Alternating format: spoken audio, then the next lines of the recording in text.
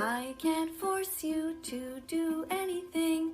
I can't force you to do what's right. All I can do is hope that you think of them the next time you pick up your fork and you take a bite.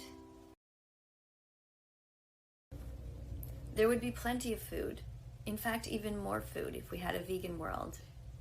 See, right now, we take space. We chop down trees in different forests like the Amazon and places like that. And we plant crops. But instead of giving them to us or to the poor people around the world, we feed them to the animals. And then we feed them to us through eating the animals. So they're filtered through the animals. When we do that, we waste a lot of energy. It's not good for the environment, and it's terrible to create animals, to breed them into existence just to use them. I mean, that's slavery. It's cruelty. Far better to eat the plants directly. Go to watchdominion.com to understand. Go now, seriously, get out of TikTok, go to Google and type in watchdominion.com and please learn. Do you think that maybe you're not the center of the universe? Do you think that maybe you could watch the 2,000 videos I've already posted? Do you think that maybe sometimes I just don't want to answer the bullies because they're just mean on purpose?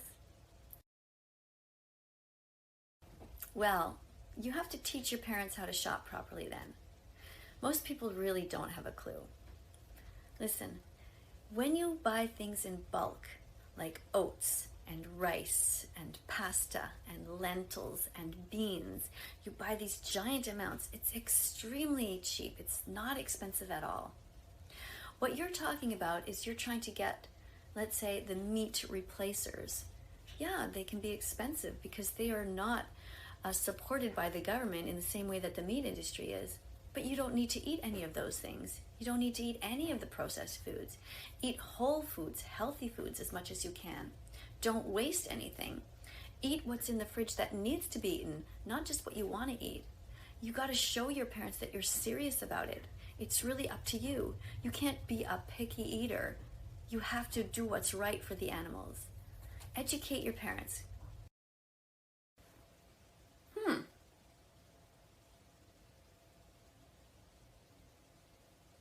Well, you're wrong. I'm not racist, I'm not sexist, and I don't think I've lied to you guys. I mean, everybody tells little white lies once in a while, but I don't remember any. Can you think of one? I can't. I gotta sneeze. Excuse me. Just because I stick up for the animals and I ask every single race to be vegan, it doesn't make me a racist. If I tell women and men and the LGBTQ community to be vegan, it doesn't make me sexist or whatever it is you think that I did. And I don't lie. I mean, I joke around sometimes about things, but I'm here for the animals. I'm an animal rights activist. And you just hate yourself. You don't hate me.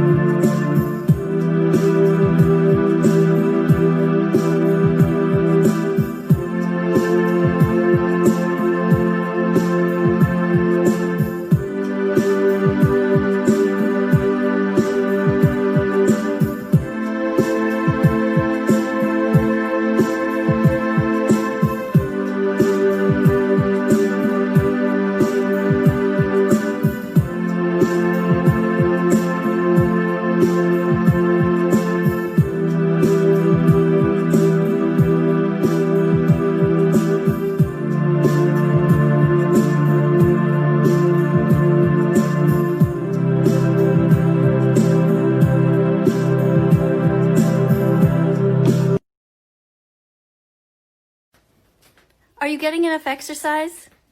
Do you ever step away from TikTok and stand up and actually move? It's really important as vegans that we stay fit. Now, this doesn't mean that we have to be better than anybody else or some kind of super athlete. It just means that we have to stay in shape. Because if we care about the animals and we want to be here to help defend them, we have to take care of ourselves first. I often do jumping jacks. I call these 1 muscle minute. I say to myself, time for a muscle minute, and then I get up and I just move as fast as I can, either skipping rope or doing some kind of a dance or jumping jacks. When you do jumping jacks, it's important that you do the full range of motion, if you can, and put your hands above your head and touch your thighs. Can you count how many I'm doing? Duet this video and see if you can do them alongside me. Can't, just live in this world. Stitch doesn't allow to show the whole thing, but what she is saying is that she doesn't know how vegans can live in this world. Vegan animal rights activists are extremely compassionate people. They are born with a wonderful heart, and they just care deeply. They empathize with everyone, all humans, and with the animals. Imagine this poor young lady who spends all of her free time trying to defend the animals, and then in her comments section, the abuse is unbelievable. World War II, the atrocities that happened there, were not just because of one guy named Hitler. They were because of everybody else who just stood by and watched it happen. Good people need to speak out. Go to her comment section and go and be kind. Hi everybody! Guess who I got to meet today? Dr. Neil Barnhart, the author of this amazing book, Foods That Fight Pain. Isn't he just the most dreamy? Oh my goodness. His lecture was amazing. We had an in-service at the hospital. Do you know what that is? It's like when we go, we eat our lentils, our tofu, our kale, and we just get a wonderful presentation. I love learning so much. It's the highlight of my week when we have in-services. And this time it was Dr. Neil Barnhart, and he didn't disappoint at all. This is actually my copy of the book. You see, it's kind of ruined. I was a bit embarrassed to show him, but he said it was good because it meant that I've been reading it a lot. But it actually fell in the bathtub one time. It's kind of embarrassing, and I was like blowing on it, trying to get it to dry out. Anyway, Dr. Neil Barnhart is of course vegan, and I hope you'll be vegan too. That is wonderful. I'm so happy for you. I know how sad so many vegans are when at Christmas time they have to look at the table and see a dead animal on there, or sometimes many. Sometimes it's a cow. Sometimes it's a pig. Sometimes it's a chicken. Anyways, for you, it's not going to be any of those. Oh my goodness, that's so great. Are you going to have a tofurkey? And you know what?